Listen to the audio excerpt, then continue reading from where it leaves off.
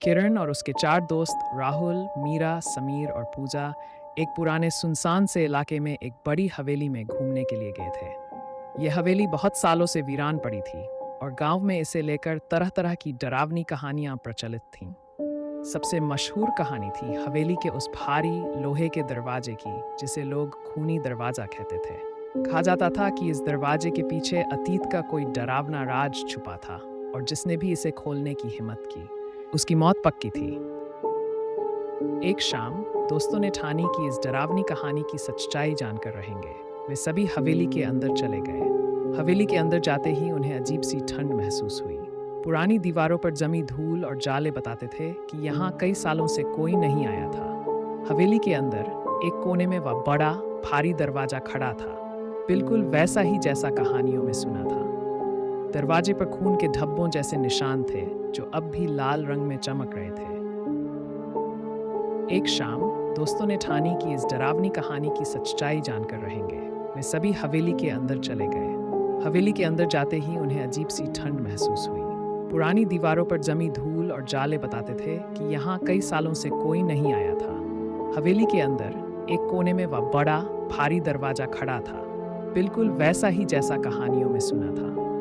दरवाजे पर खून के धब्बों जैसे निशान थे, जो अब भी लाल रंग में चमक रहे थे। किरण को यह सब ठीक नहीं लग रहा था, पर दोस्तों का साथ देने के लिए वह भी रुक गई। जैसे ही उन्होंने दरवाजे को धक्का दिया, दरवाजा चरमराता हुआ खुल गया। अंदर एक गहरा अंधेरा था, मानो सदियों से रोशनी की कोई किरण वहां नहीं पहुंची हो। अचानक अंदर से एक तेज हवा का झोंका आया और उसी के साथ दरवाजा अपने आप जोर से बंद हो गया।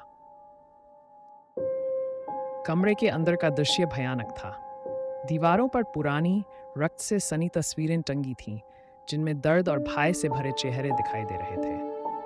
एक कोने में एक पुरानी लकड़ी की कुर्सी थी, जो धीमे धीमे हिल रही थी। कमरे में अचानक सर्दी बढ़ गई और दोस्तों के दिलों में डर ने अपनी जगह बना ली। पूजा ने धीरे से कहा, मुझे यहाँ से बाहर निकलना है। ये जगह ठीक नहीं लग रही। समीर ने दरवाजा खोलने की कोशिश की, लेकिन दरवाजा पूरी ताकत लगाने के बाद भी नहीं खुला। तभी कमरे में एक अजीब सी गूंज सुनाई दी, मानो कोई बहुत करीब से फुसफुसा रहा हो। तुमने दरवाजा खोलकर गलती कर दी। अब तुम सब यहाँ हमेशा के लिए बंद हो जाओगे। राहुल ने डर से अपने दोस्तों की ओर देखा। यहाँ से निकलना जरूरी है, नहीं तो कुछ बहुत बुरा हो जाएगा। पर जैसे ही उन्होंने दरवाजे को फिर से खोलने की कोशिश की, कमरे में हर ओर से चीखने की आवाजें आने लगीं। दीवारों से खून बहने लगा और वे सभी अपने आप को उस खून में डूबता हुआ महसूस करने लगे।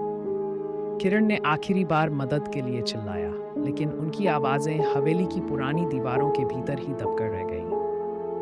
अगले दिन गांव वालों ने जब हवेली के पास से गुजरा, तो उन्हें हवेली से आ रही तेज भीषण चीखों ने डरा दिया। जब उन्होंने अंदर झांकने की हिम्मत जुटाई, तो कमरे में उन्हें सिर्फ 5 जोड़ी जली हुई, सड़ी हुई लाशें मिली। हवेली के खूनी दरवाजे का शिकार। अब उस हवेली में कोई नहीं जाता। कहते हैं कि उन 5 की आत्माएं अब भी उस दरवाजे के भीतर भटक रही हैं, और जो भी उस दरवाजे को खोलने की कोशिश करेगा, वह उन्हीं की तरह खत्म हो जाएगा।